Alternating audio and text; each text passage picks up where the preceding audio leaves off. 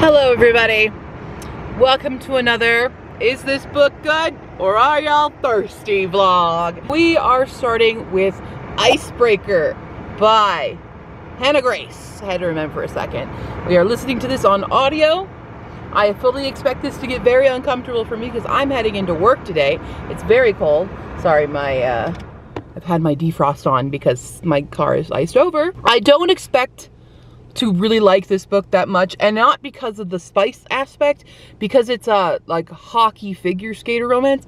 I don't care about sports, so I don't know how much I'm going to enjoy this because I don't like sports and I don't like professional athlete stuff.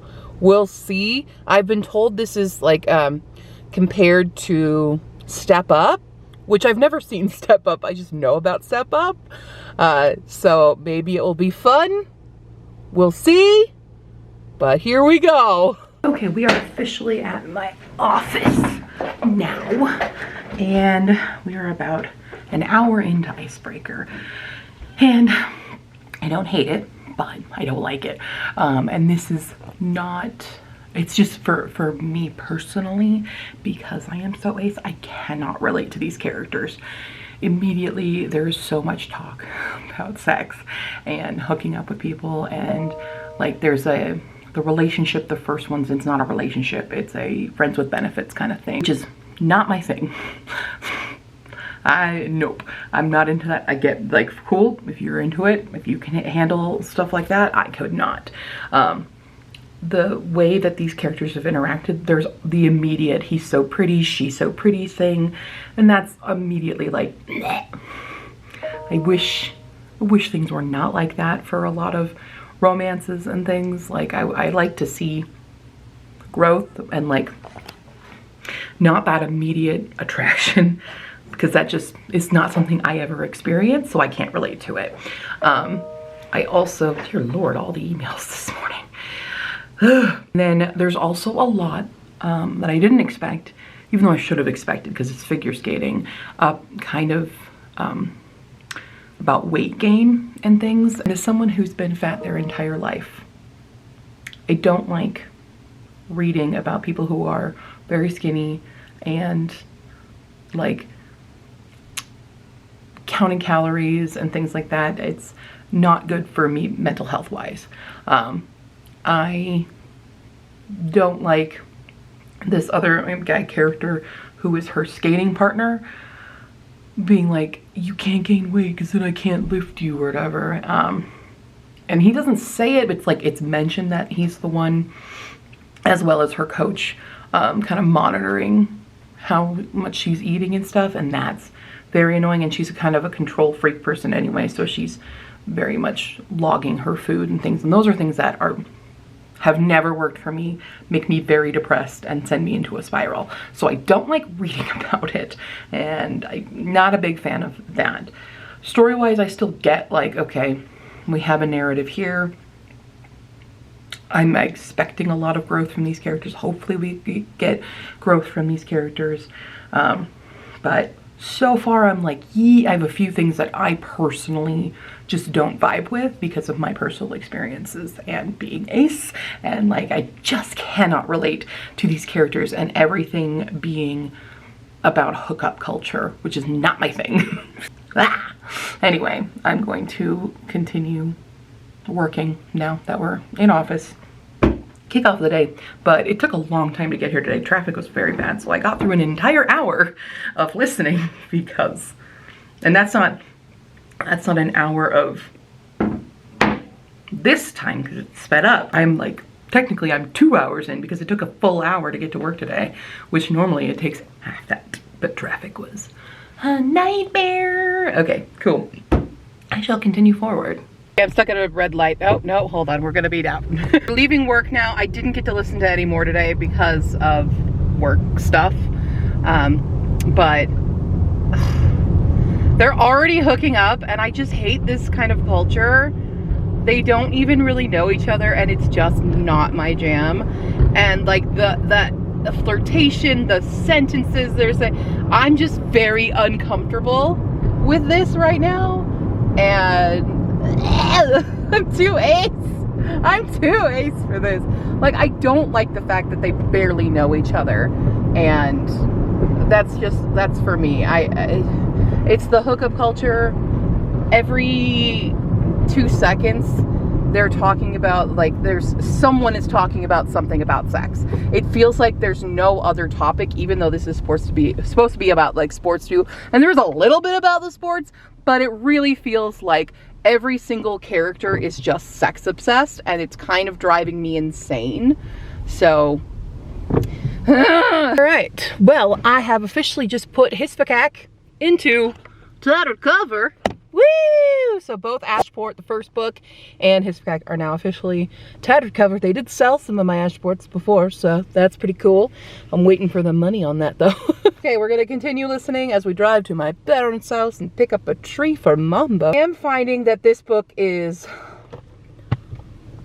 like, I don't have a single conversation, really, that doesn't involve sex in some way. So, where's that plot at? Okay, this is a writer critique right now. She's recounting the events of him going down on her suddenly, and to her friends, and she's giving an exact play-by-play. You don't need to do that because the reader has already experienced this. You could have summarized, but she's like giving the full dialogue. So that's unnecessary. We used it. He let out a breath he didn't know he was holding, y'all. -1 point. Dear God, I hate these people. You're in a goddamn Uber with other people! Have some decency! What the hell? I hate them. I hate them. My God. Seriously? I can't. I'm literally gonna throw up. They're still in the freaking Uber. And he did a thing that I absolutely hate. And I don't even know if I can tell you guys on the internet what he did.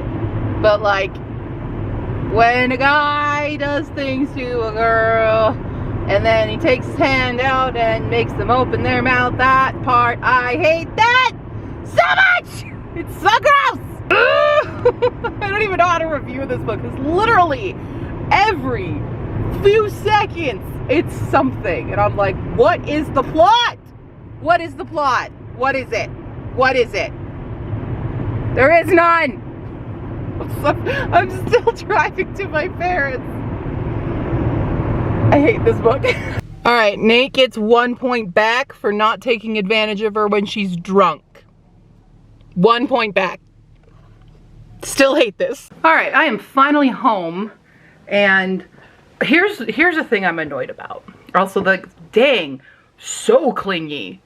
Like, the whole thing with their dynamic is that Stassi doesn't like commitment, doesn't want commitment, and he's full on commitment. So there's conflicting things there. But then she gets super jealous and clingy anyway. Have this moment right now where he's like, I just love talking with her about things, and like talking about how he, like, it's like trying to tell us that he likes her for more than her body, but there are no scenes where this happens. The scenes when they're together, it's always sex. It is always a spicy scene. And I'm annoyed by that because, like, I want to believe that you guys are meant to be together, but I don't, because anytime you actually do have any kind of conversation, you're fighting. Not like fighting, but like they're not doing, they're flirting, or he's begging her to forgive him for things outside of his control, for one. That's super annoying. And just like every other scene, it's just them together. So I'm really struggling to find a plot here. Really, because it's not anything really. And then her skating partner, like, it is so obvious that he's just jealous. Even though in the beginning she's like, he's like my brother. And it's like, immediately you know it's gonna be a thing. Immediately you know it's going to. Because he's so anti this guy. Like, yeah. So I'm frustrated with this book because I have yet to find a plot, and I'm on chapter 20 right now. I still have 4 hours of listening. I'm not going to listen anymore tonight because I have a video to edit and other stuff to do. So we will save those for tomorrow. But at this point, I'm frustrated. All right, hi. I feel like this entire vlog is going to be in my car. I have finished work for the day. I didn't listen anymore. I had a lot of stuff going on where I just didn't have time to listen to other stuff. We have just picked up meds.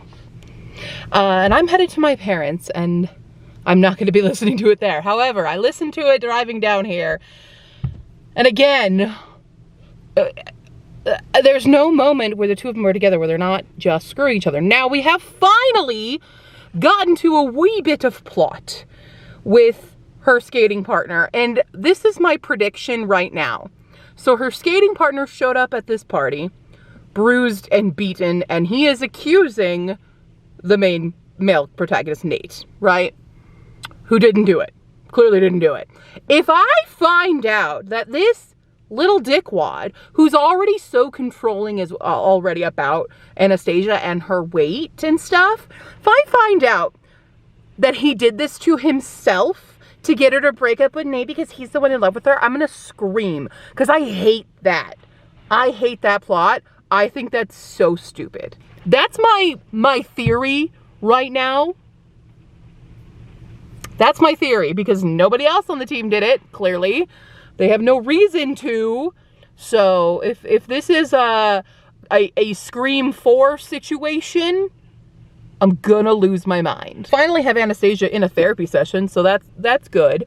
But it feels kind of misplaced. Not the therapy session itself, but the topic. She's talking about how she misses her parents and stuff, where we have had very little context about parents. We know she's adopted. It was barely briefly mentioned.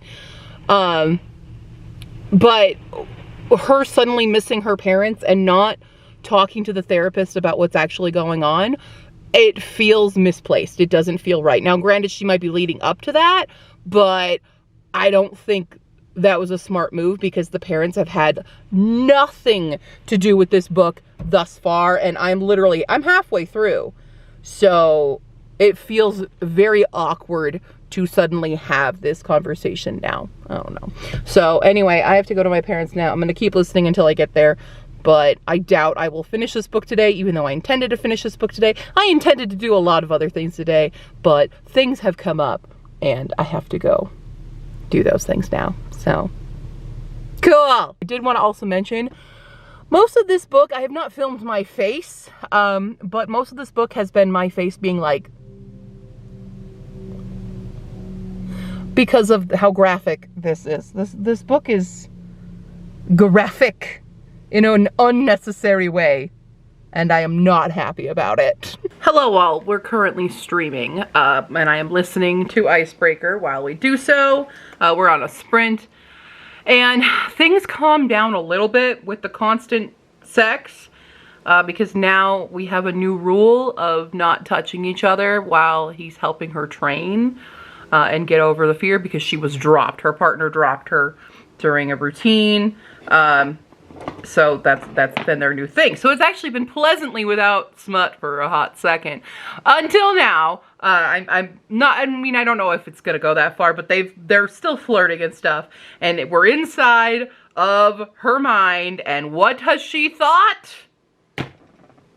Wants to climb him like a tree. Get negative point. Negative point! Anytime I hear climb him like a tree, breath we let out that we didn't know we were holding, gorgeous. Those all, nope, you lose points. You lose points now. That's the rule. Nope. Nope. We're back to Smut Town.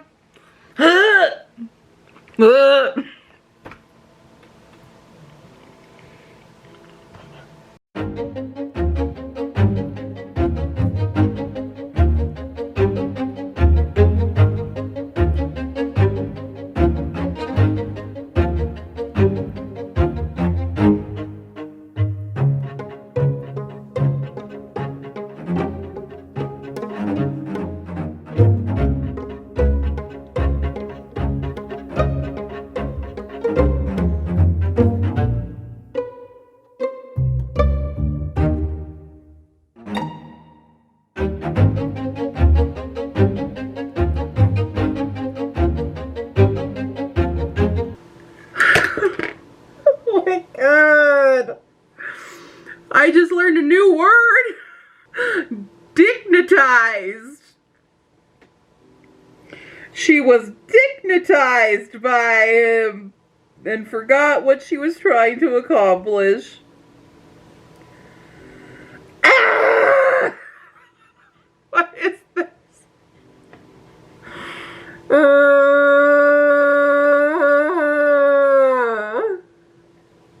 I hate this so much. Okay, I'm super frustrated. A fight broke out at this party, and no one will tell Stasi why. Or like, what dickwad Erin is saying about her behind her back, and she's mad, and if people would just have a goddamn conversation, things would be okay. But instead, we're gonna make out. Because that solves problems. Hello all, and welcome to the final day of me listening to this goddamn book. I am working on prepping my TBR game, just adding some stuff that I've acquired. We're listening, we're gonna finish this today. We're doing this. I wanted to finish it yesterday, but once again, things keep happening. And I don't understand. I don't get this kink, and it's gross to me. Okay, anyway, I'm gonna do this, and you guys can watch my face react to this disgusting scene, and probably plenty more, because I still have, like, an hour and 45 minutes of listening left. Yee.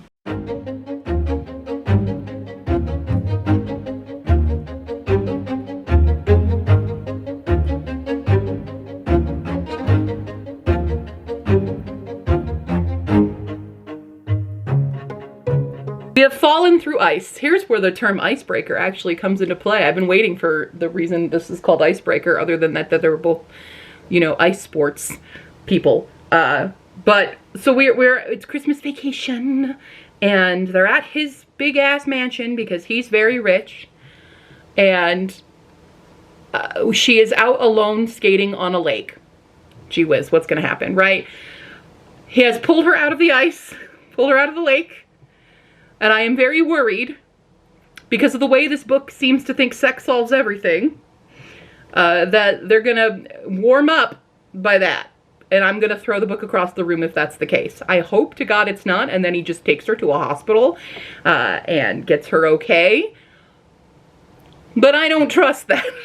I don't trust this book to make correct choices in this terms. I have the other feeling is that, oh, he's gonna tell her he loves her now, because both of them are like, oh, it's too early to tell them I love them. And I'm like, yeah, it is, but whatever. But they're both struggling with that, so I'm pretty sure this is going to prompt them to do that, and then probably sex. That's probably what's gonna happen. God, I hope I'm wrong. Okay, we're good. He warmed her up in the shower, got her into the hospital, they're in the hospital. Thank God we have made a smart choice in this book for once. Okay, well, I'm glad that I'm not fully right that Aaron hurt himself to do this, but he definitely just wouldn't take his own consequences into account. He wouldn't take accountability for his own actions for doing something stupid and getting hurt and then blaming it on other people. And what an ass, what a bitch, what a cock! I am almost done with this book. I have like 4 minutes left, but we climbed him like a tree again.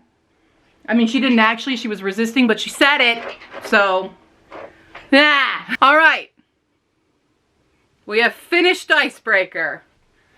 Don't like that epilogue, I will say. I hate baby epilogues. I hate like baby tropes in romance stuff. I don't like that. I don't like it at all. And also the fact that it's like she's super preggo and they weren't already married and it had been like 2 years. With how they were on track, because they said I love you after 3 months, I would have thought like as soon as she graduated he would have proposed. So it's weird that they waited so long for that. That's why I'm like, what now? Yeah, I hate this book. Every 2 seconds. I swear to God, this book was like 90% sex, 10% other stuff, not even really plot. Because there really wasn't a whole lot of plot to this. there was a little bit of character building, not a ton. Nate, especially, stayed pretty much the same the entire time. I don't think he went on any kind of real growth. Not a ton. And Anastasia did a little bit with like sticking up for herself against Aaron, but I'm mad at how long it took for that reveal to happen, because it just felt like it sat there forever, and I honestly thought, like, are we just not going to touch on this? Because he's clearly lying, so why is no one investigating that? Why is no one searching into this? If you know Nate was not the one who beat him up, why did it just, like, fall off the wayside? That didn't make sense to me. So I don't think this book was actually, like, well constructed in terms of a narrative. I think this book was just for all the smut. Just smut central. This is the smuttiest book I've read. I think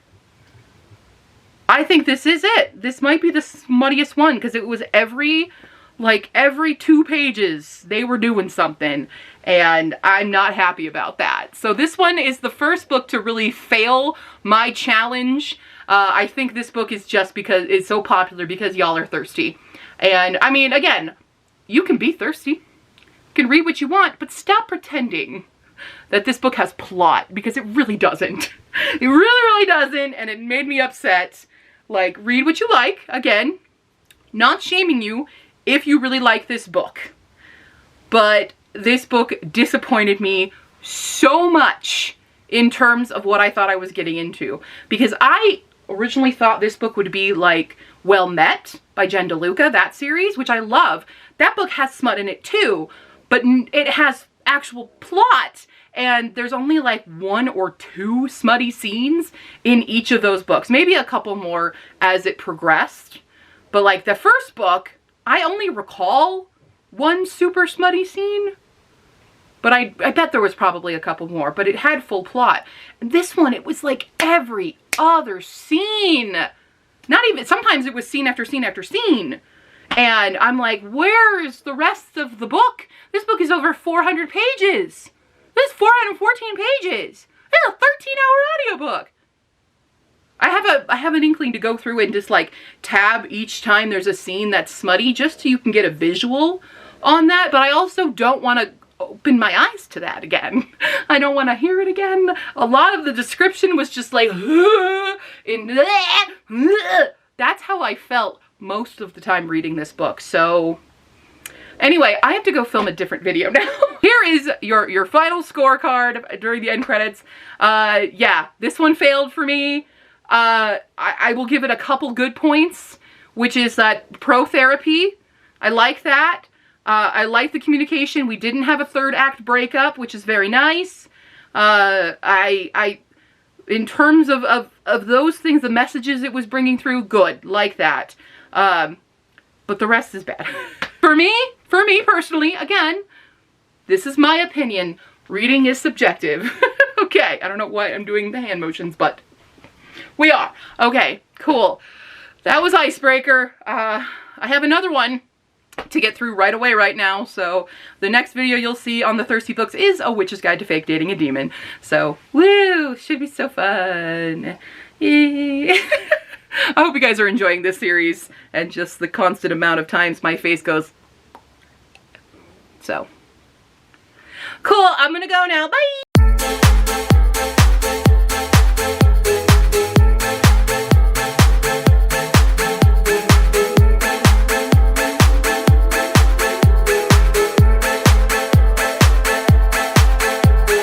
Dignitized. Oh my god.